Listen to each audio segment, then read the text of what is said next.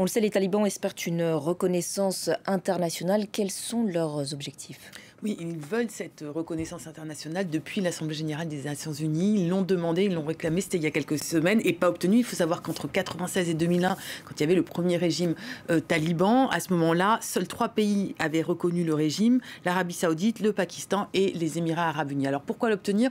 Parce que ça donne une légitimité internationale. C'est de ne pas se retrouver au banc des Nations unies, de parler à pied d'égalité avec les autres gouvernements tout simplement.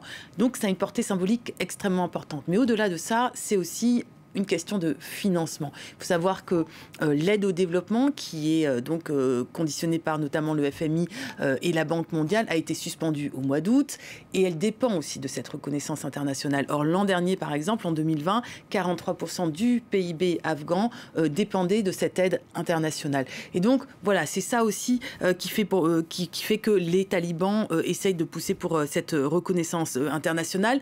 En attendant de l'avoir, en tout cas, ils continuent à essayer de plaider leur cause. Hier, ce sont les États-Unis qui ont eu des pourparlers officiels avec eux sans les reconnaître. Et aujourd'hui, donc, c'est des représentants de l'Union européenne qui les rencontrent à Doha. Et du côté du G20, les opinions divergent sur l'approche justement à adopter face aux talibans.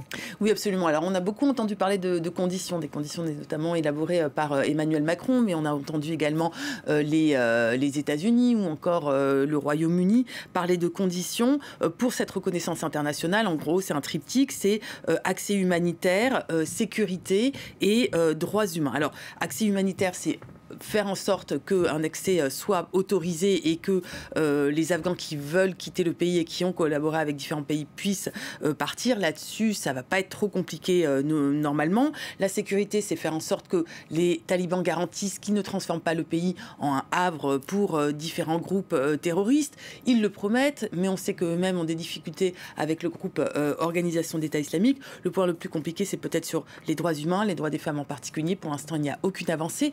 Et surtout, au sein du G20, il y a un groupe de pays qui est beaucoup plus favorable à ce régime, en tout cas qui prône la non-ingérence. Je pense notamment à la Chine et à la Russie. La Russie qui a dit vouloir organiser, enfin qui a lancé des invitations déjà pour le 20 octobre prochain. Ce sera un sommet sur l'Afghanistan avec la Chine, l'Iran, le Pakistan et l'Inde. Donc vous voyez, on va avoir peut-être une reconnaissance par un premier groupe de pays, indépendamment du G20.